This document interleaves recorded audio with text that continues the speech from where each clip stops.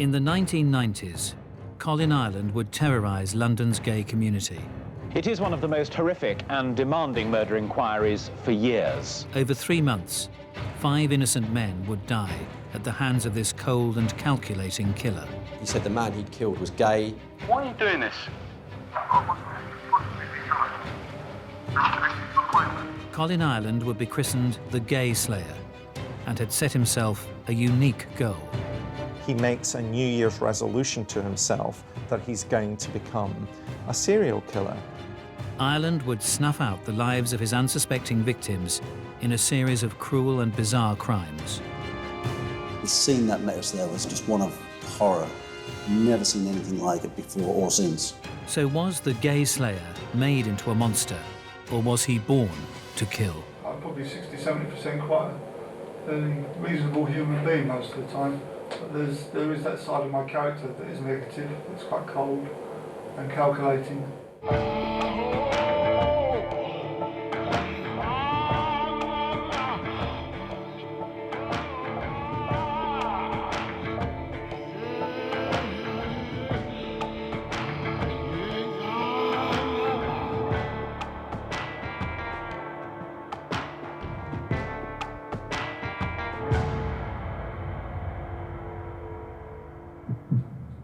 This is the confession of Colin Ireland.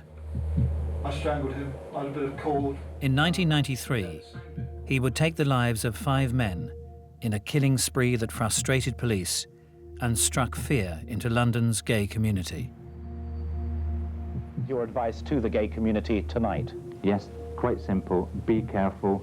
Don't pick up a stranger. Don't go out on one-night stands. It's dangerous. You could be next. The methods and motives for his evil actions would not be revealed until this frank and disturbing interview. I went and got a plastic bag from the kitchen, carrier bag, and I stuck it over his head. Ireland's life and crimes give us a unique insight into the mind of a serial killer and the 40-year journey that led him to make the cruelest of New Year's resolutions. It's a destructive element to me that is highly destructive, highly cold, really, very cold, and I think in some moods I'd quite happy to burn the world down if it was possible. Colin Ireland was born on March the 16th, 1954, and from day one his life would be full of disappointment and failure. Colin Ireland's father wanted no part in bringing up a child and left before he was even born. Ireland never knew his biological father, and I think that's quite an important thing to note, because we have to remember what England was like in the early 1950s, where that kind of birth out of wedlock would be regarded very badly by the local community. His 17-year-old mother was left with no money and no choice but to move back in with her parents in Myrtle Road, Dartford. His mother was a very poor person. On a number of occasions, Ireland's mother would move him in the hope that she would be able to settle with him in other accommodation. She appeared to be very much into wanting to give him something that was good, wanting to make things good for him, but it didn't work out. Colin Ireland's formative years were an unhappy time, filled with extreme hardship, upheaval, and poverty. Rent problems would sometimes lead to sudden moves. I think he was probably really hurt by it. I'm sure any child would be, coming home from school and finding that their home is no longer their home and their mother has moved off somewhere. So we've got a young man whose pattern of early life is characterized by movement, disruption, and an anxiety that somehow he doesn't quite fit in and that there are people talking about him.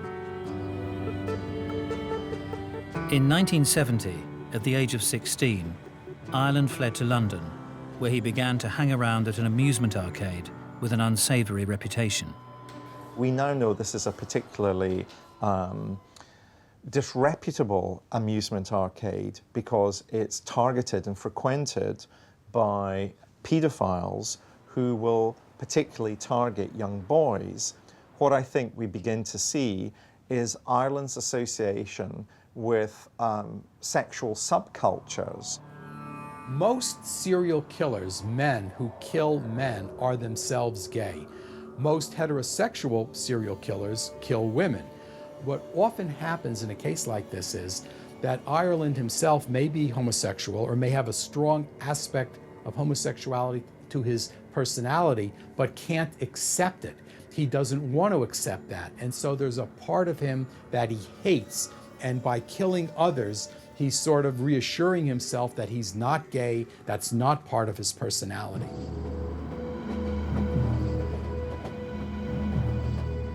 Ireland's later teens were also to prove turbulent, and he began racking up an impressive criminal record, spending many periods in and out of both Borstal and prison.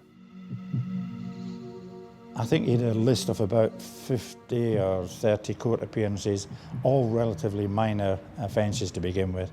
TDA, burglary, deception. He wasn't your GBH merchant, he wasn't your rapist, he wasn't your armed robber. In between stints of incarceration, Ireland tries his hand at various jobs, but none lasted. One in particular, though, would yet again provide Ireland with a vital key to a specific community later on in life. I believe he was a bouncer on a gay club in one job. It's almost impossible to determine whether or not he himself was gay. What matters is Ireland's understanding of a number of gay sexual subcultures. It was around 1981 when Colin met his first wife, and whilst he was working as a security guard, he befriended fellow worker Colin Brown. He was a biggish guy and that. He seemed pretty quiet. Then once we got to know each other, then he started chatting and everything. And that was when I started going to his flat in Holloway. Colin's wife was in a wheelchair, Victoria. He seemed like he dozed over and that, you know what I mean? He couldn't do enough for her. When I went there, it was a pleasant home life, you know what I mean? I think it's quite interesting that his first wife is disabled and he instead can dominate her because he's providing a caring service, as he would see it. Ireland had seemingly got his life on track and was doing all he could to be a respected member of the community. He and another man would patrol the local area where they were living. We would go out late in the evening and we would have a torch and that, and if there was anything that we saw that maybe wasn't toward, we would report it to the local police. There's always this sense of a kind of perverted moral hierarchy, a desire to be someone in a community, and of course performing the role as an informal neighbourhood patrol officer would give Ireland that sense of paying something back, that sense of having some standing. Nevertheless, the harmonious, respectable life Ireland had constructed for himself crumbled just 5 years later after he was caught having an affair. But no one could foresee the tragic and brutal consequences of Colin Ireland's turbulent youth, criminal career, and brushes with London's gay community. In 1993, Colin Ireland would take the lives of 5 innocent gay men. But what was his motive for murder? Was the man who became known as the Gay Slayer born to kill? Ireland had an unstable childhood and a failed marriage. Then in 1989, on a survival weekend in Devon, he meets his second wife-to-be, Janet Young. I first met Colin Ireland when I owned the Globe Inn pub where I live, and he came in as a customer. He stood in the doorway, dressed in camouflage, very impressive figure. The conversation just stopped dead in the pub as he came in the door. Janet quickly falls for the stranger, although not everybody is immediately so keen on him. My barmaid at the time, she didn't like him at all. She warned me off him right from the word go. She said, no, there's something not right. But I didn't feel that. I felt he was ideal for me in my situation, so he gradually moved in. The customers didn't warm to Colin behind the bar, and neither did he feel happy serving them. He hated being behind the bar. He wasn't really a very good mixer, although he was friendly. I think people in the pub found him a little bit scary because he was a very tall, big man. He was with me for about 3 months before he asked me to marry him. I wasn't sure that I wanted to get married, but he said, if we don't trust one another, then what's the point of being together? We had a small reception and a really fun day. He'd fitted in really well. My children were prepared to accept him being there. He liked being with them. I think it made him feel accepted and normal. However, 4 months into the marriage, he proves that everything is far from normal. Ireland drives Janet and the kids to her mother's home for the weekend. They would never see each other again. Ireland conforms to a classic psychopath, always taking from somebody what he needs to have so as to continue in the lifestyle that he wants. I feel that certain sides of my character, not all of me, by any means, I mean, I'm probably 60–70% quite a fairly reasonable human being most of the time, but there is that side of my character that is negative, that's quite cold and calculating. Ireland now has Janet and the kids safely out of the way. Ireland will go back to the pub and take money from the pub, enough to set himself up again. I was just shocked. I didn't know what had happened to him. I thought he'd been killed, run over, in hospital, arrested.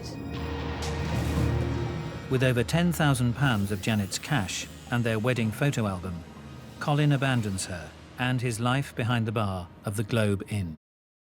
I realised he was probably just a con man all along, and I fell for it, and he was just looking for his opportunity to get what he could and go.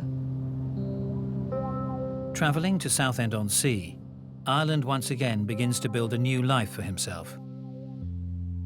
In 1991, he applies to be a volunteer at a local homeless shelter. The moment Colin arrived at the night shelter as a volunteer, I do remember because he's a very, very large man, and he stood in the doorway and just advised me that he'd been sent by another agency. He was very passionate about the work that he did, probably more passionate than any of the other volunteers that we had. And he genuinely felt that he was paying society back after having behaved in various ways that he himself admitted were not very good. For almost 6 months, life at the shelter seemed to be providing Ireland with all he needed to lead a fulfilled existence. But true to form, it wasn't to last. Colin was a very calm person, but he was also a person that you felt immediately that you wouldn't want to upset. Other volunteers don't like his manner, find him quite overbearing, find him frightening. Volunteers and Ireland remain at loggerheads over the coming months, until one final incident seals his fate.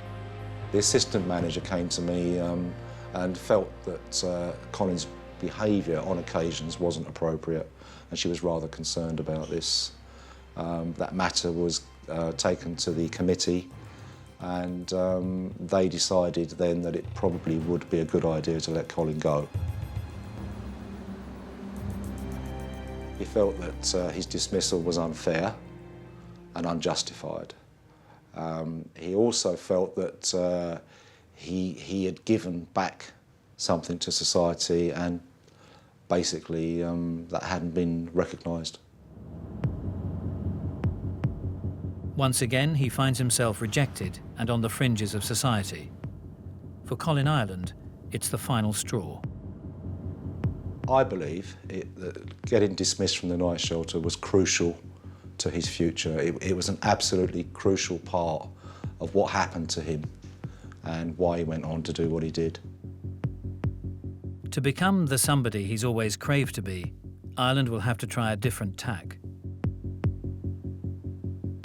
He had read a book written by Robert Ressler called Whoever Fights Monsters, and therefore Ireland says he's going to become famous, he's going to become a somebody in the community. At that point, he makes a New Year's resolution to himself that he's going to become a serial killer.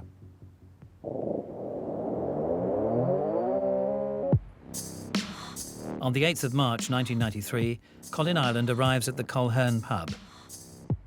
Tonight he will begin his campaign of violence. Back in the early 90s, the Colhern was hugely popular with the gay community, and in particular the centre of a thriving S&M scene.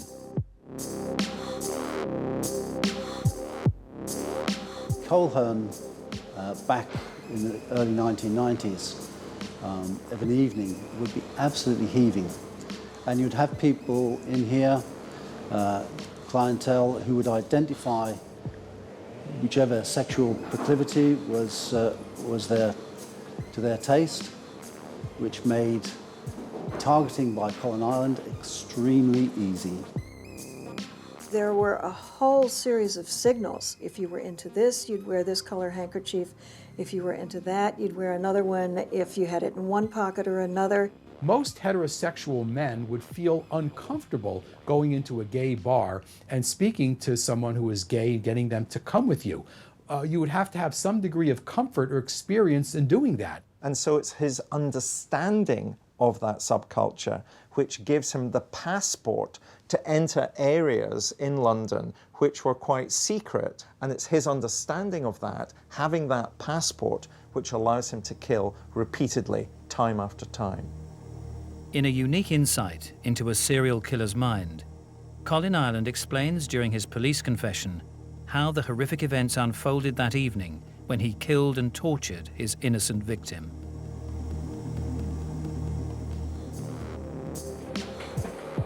I went to Colhern that evening. I felt if I was approached by one of that group type that tended to trigger these things in me, these masochistic men, I felt that time, I felt there was a likelihood that I would kill. It's not long before Ireland is approached by theatre director Peter Walker. They strike up a conversation and travel back to Walker's flat together.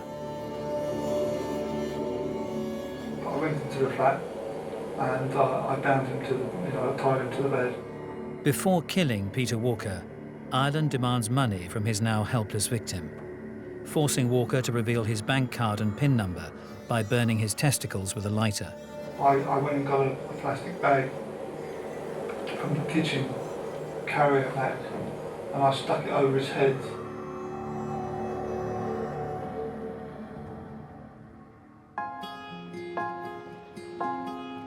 As dawn approached, Colin Ireland left Walker's flat, withdrew £200 from a cash machine, and returned to his life in Southend.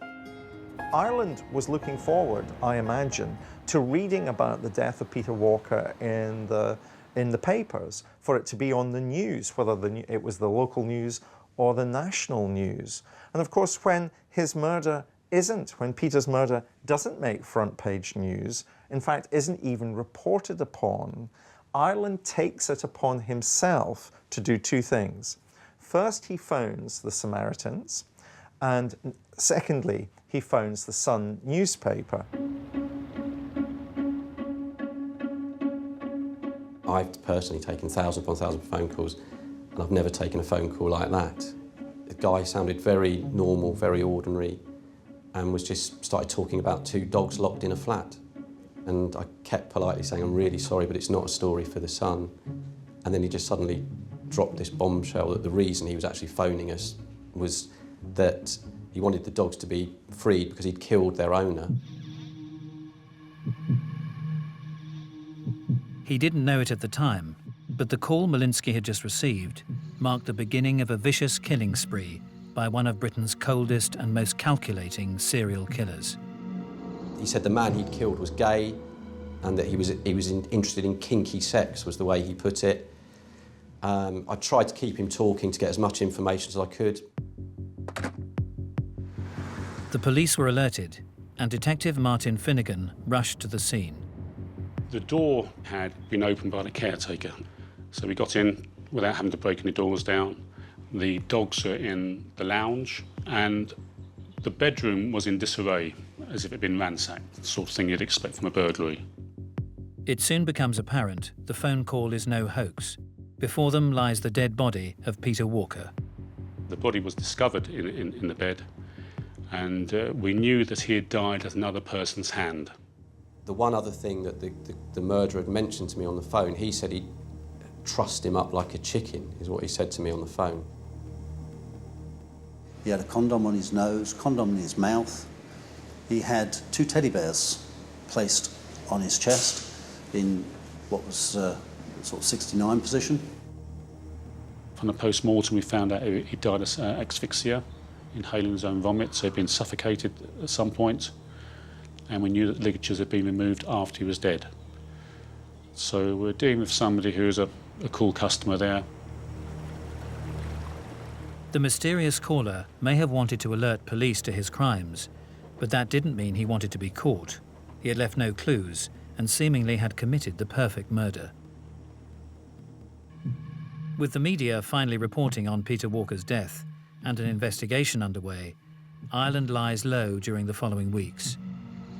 In most serial killing sprees, there is usually a wider gap between the first and the second murder. Usually the serial killer in that first murder gains psychologically what it is that he wants to gain out of that murder, and therefore doesn't feel the need to kill again particularly quickly. The police struggle to find conclusive evidence to catch Walker's murderer, and for the time being the investigation stalls. So satisfied he has got away with it, Ireland returns to London to continue on his horrifying quest to become a serial killer. Having made a New Year's resolution to become a serial killer, Colin Ireland had already brutally murdered his first victim and was now ready to kill again, moving one step closer to his goal. On May the 28th, 1993, Christopher Dunn, a 37-year-old librarian, approached Colin Ireland at the bar of the Colhern. Christopher Dunn is also somebody who is gay, interested in sadomasochism, is also somebody who frequents the Colhern pub, the pub where Ireland is going to have a passport to because he understands the codes, the subculture. In his confession, Ireland would reveal just what a terrifyingly cold and calculated killer he'd become. We got talking, realised he was the type. I went back to his place in North London, Willesden I think it was, and I'd gone quite prepared this time to kill them. I bought a very inexpensive pair of handcuffs, and I was carrying a small torch, a magnite and a pouch, and a couple of other things, a lock knife and a Leatherman, which is like a multi-tool device. And I'd got a book and a pen, and I was going to have him repeat his PIN number. I strangled him. I had a bit of cord.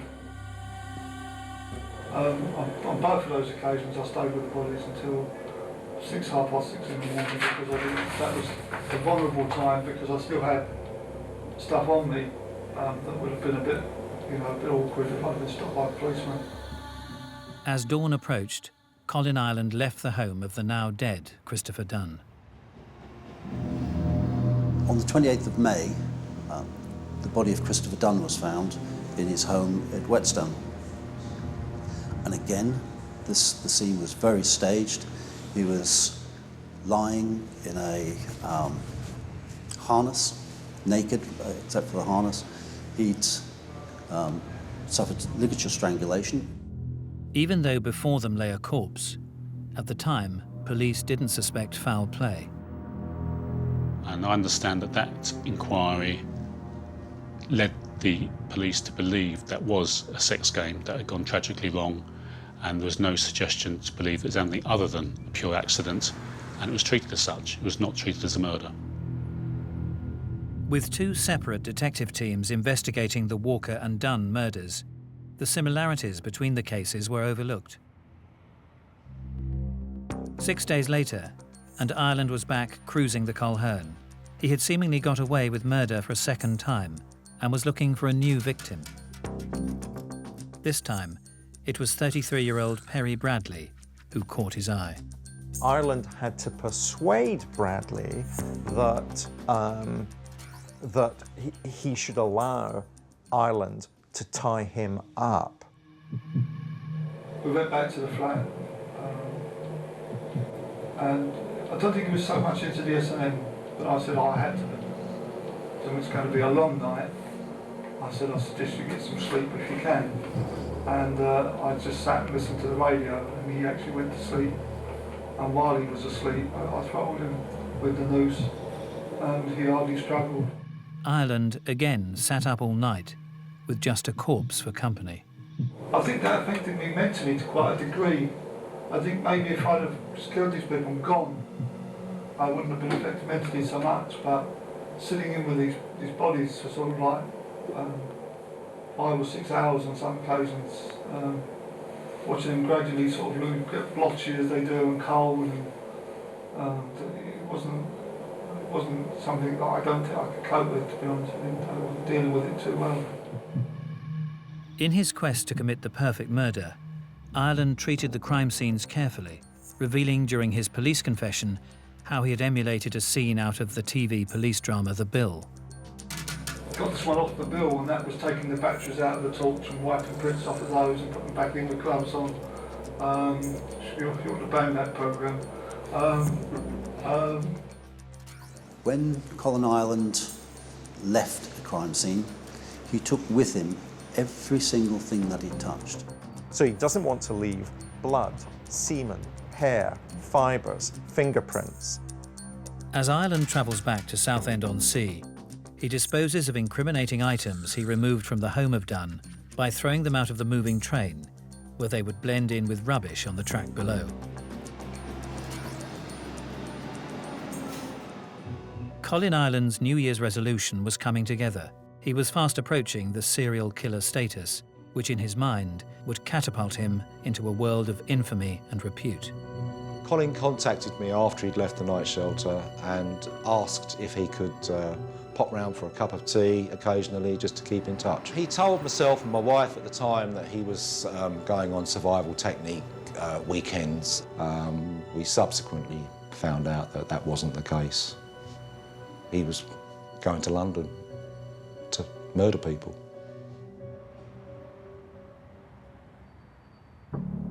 On the 7th of June, just 3 days after Christopher Dunn's murder, Ireland again travelled by train from Southend to London, where he made his way to a familiar haunt, the Colhern.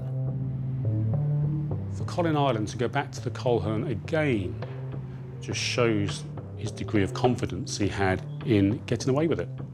He'd clearly established a formula. He'd identified the secretive lifestyle of the clientele that frequented the Colhern, and with some confidence could say that his approach worked. 33-year-old Andrew Collier fatefully approached Colin Ireland. They struck up a conversation and soon left for Collier's flat. There, Ireland would engage in his most shocking behaviour yet.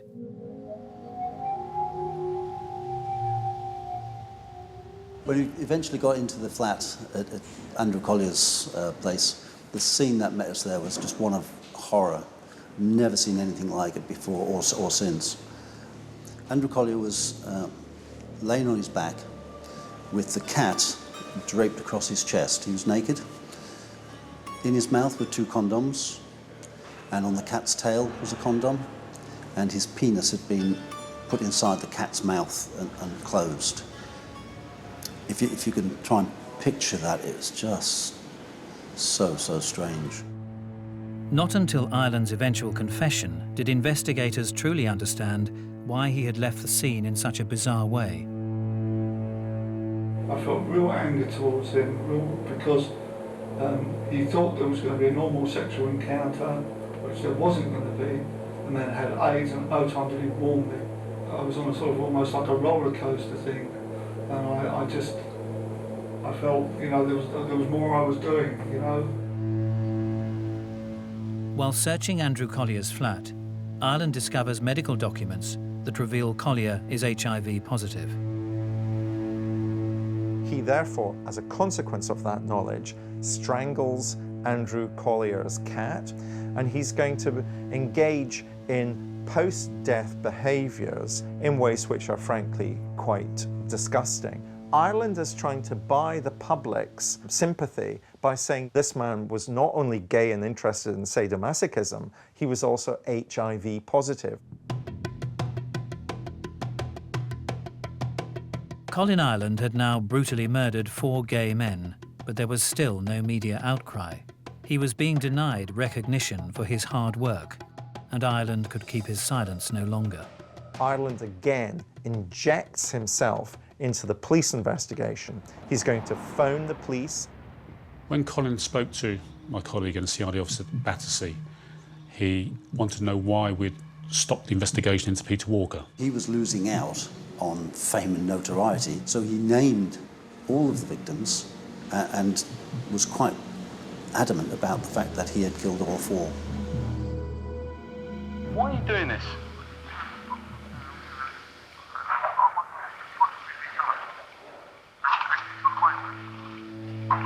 But why in particular homosexuals?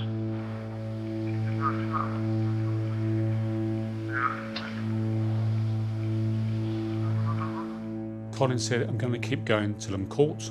I'll do another one.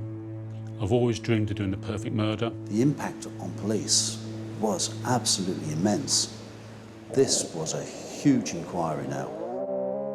The police begin one of the biggest investigations in recent history, determined to catch the killer, who was not only targeting gay men, but also taunting the police as he did so.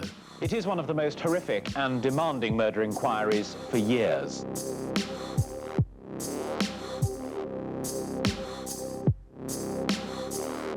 Scotland Yard suddenly went into this dramatic, madly, absurdly dramatic midnight press conference and this dramatic announcement that a serial killer of gay men was at large. Advice to the gay community tonight. Yes, quite simple. Be careful. Don't pick up a stranger. Don't go out on one-night stands. It's dangerous. You could be next.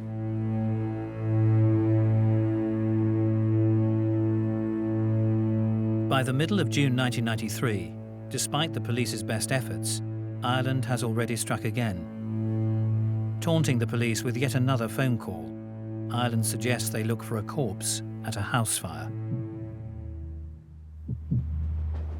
Eventually, a phone call came in from the police down in Lewisham saying that there's a flat with blackened windows and smoke billowing out, and inside was the body of a man who turned out to be Emmanuel Spiteri. His 5th victim is a Maltese chef called Emmanuel Spiteri, and Ireland is going to make a mistake because he goes back yet again to the Culhern pub. I didn't talk to him then. I saw him on the tube station a little bit later. Got talking to him then, and he said he'd seen me a couple of times in the Culhern, but he was interested physically. We went via a couple of different train journeys to his flat. I put a noose around his neck. I then I reached a point where I couldn't have stopped myself anyway. It was almost like a steamroller effect. It was a, if you could call it a steamroller, roller coaster, whatever.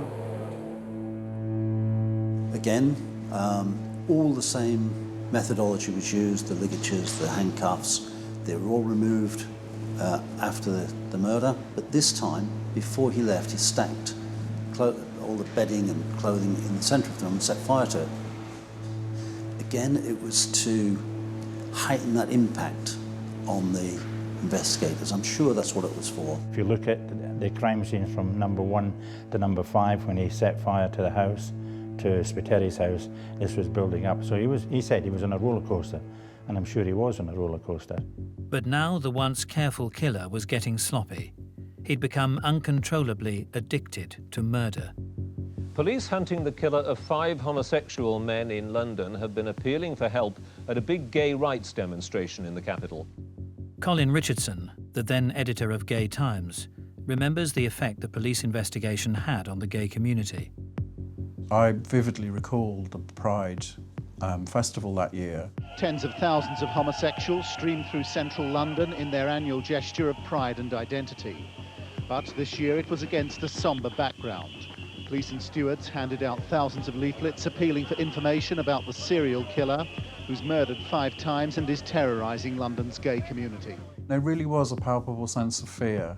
The press, of course, were making it much worse. I don't remember which paper it was, but one of them had a headline which was Fairy Liquidator. A lot of them latched onto the phrase gay slayer. Got a serial killer on our hands, that's the bottom line, is that we need help to catch him. Now the gay community was on high alert, but despite the massive police hunt underway, Colin Ireland was still at large. At the beginning of 1993, Colin Ireland made a cold and twisted New Year's resolution to become a serial killer. 6 months later, he has murdered 5 men in London and has so far managed to evade the huge police investigation that has been mounted against him.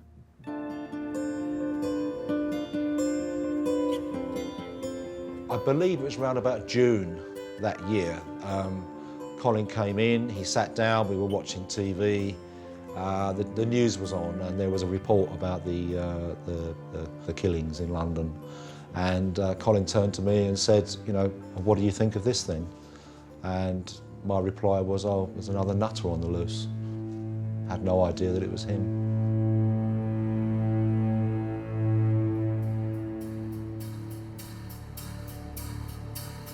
With the gay community on high alert and a profile of the killer beginning to emerge, the police get a break they so desperately need from a witness via the London gay policing group Gallup. He gave us vital information around what he saw on the night in question that Spiteri was killed. He said he was at Charing Cross, that he saw them both together, that they sat on the train. There was 2 girls on the train as well. So on the train journey down to Hither Green from Charing Cross, the witnesses on the carriage on the train gave us an excellent effort and gave us a good description of Spiteri and Ireland. Using the witness information, the police now know the route Ireland and Spiteri took on their return journey home. It's not long before they get a CCTV image of Spiteri, accompanied by a large man. The footage and e-fit are both immediately made public. Richard Higgs, Ireland's former colleague, remembers his friend's odd behaviour on what was to be his last visit. He came into the house. It was an evening, I believe it was a Sunday evening. He was very anxious. He behaved very strangely, and we were really quite disconcerted by it, made to feel rather uncomfortable. And we really just wanted him to leave. Gave him a lift back to where he was living at the time. And he was talking in the third tense, talking very strangely. He was muttering and mumbling and very uncomfortable to be around, and we just wanted to get away from him, basically. Ireland began to realise that it wouldn't be long before someone identified him from the images in the media and decided he had to take action. Colin Ireland, at this stage, perhaps seen the writing on the wall, made contact to the police through his solicitor. He had a prepared statement where it said, yes, I was the man with Spiteri. I did go to his home in Hither Green, but there was another man indoors. I didn't want a threesome, so I slept in the local churchyard and then came back to Southend. So what we did is got some very fast cars down to Southend, so he was actually arrested at the solicitor's office. Finally, the police are confident they have their man in custody, but Ireland believes detectives have nothing to go on. He never opened his mouth. He stared unblinking at me the whole time. It was very, very unnerving. The only reaction I got was when I told him we had a fingerprint of his at Andrew Collier's.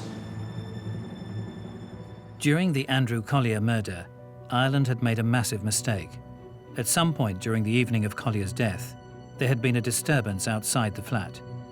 Ireland had gone to the window to see what was happening, leaving behind a fingerprint. It would have been out here where the disturbance took place, which drew Andrew Collier and Colin Ireland to the window, and where Colin Ireland left that fingerprint for police to find.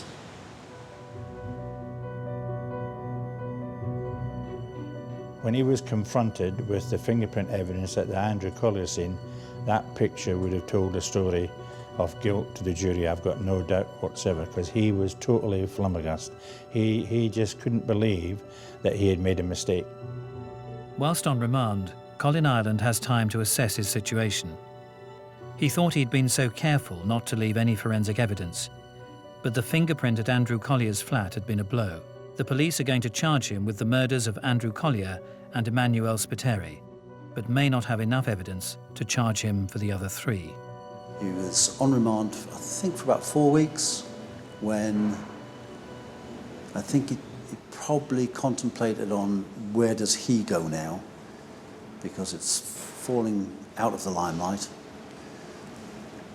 And he hasn't got the label that he wanted as a serial killer because he's only been charged with 2 murders. This just wasn't good enough for him. So he informed the prison officers that he wanted to talk to police, he wanted to admit all 5, and that's exactly what he did. And there he got his label as a serial killer. Colin Ireland begins his full and chillingly honest confession to the murders of 5 men from London's gay community. There's a clear narcissistic quality to Ireland. He wanted to take credit for this, and he was very proud of what he did, as are many of these serial killers. They're very pleased with themselves. When this comes to trial, any judge worth his salt is going to find me guilty, and he will imprison me, and by doing so allow me to not offend again for some time. Ireland's ultimate confession is simply because he wanted to achieve the goal that he set out to achieve through his December 1992 New Year's resolution. He wanted to become famous. During the interviews, I think Colin Ireland had a certain amount of self-satisfaction that he was able to tell us, even at that late stage, things we didn't know. Only he could illuminate us into that, and he did. And I think that gave him a sense of importance, achievement, possibly even superiority. On the 20th of December 1993, at the Old Bailey, Colin Ireland pleads guilty to the murder of all 5 men. A serial killer who preyed on homosexuals has been jailed for life for murdering 5 men in London earlier this year. The judge recommended that he never be released, saying, "To take 1 human life is an outrage. To take 5 is carnage." So what was it that drove Colin Ireland to kill? A man who patrolled the streets of his neighbourhood, who helped out at a homeless shelter. Lots of people would say that he was a nice Colin Ireland who worked at the shelter in Southend and would never think anything of him like that. It was another person. It just, well, it struck me dumb, you know. That's all I can say. Really what I knew most about his mind is that he did like to be in control. If you think about serial killers, one of the things they have in their sense is that they are helpful and kind. They just are, again, mimicking what they see the world expecting them to do. I often wonder whether Colin Ireland was born to kill, or whether it was a result of his certainly early life. Now, something must have happened a year, 2 years before that to trigger in his mind that here he is, I'm going to kill. He wanted to achieve a goal that many serial killers want to achieve, which is that they want status. Whatever the reason for Ireland's senseless murders, in the end, even he agreed he was a danger to the world.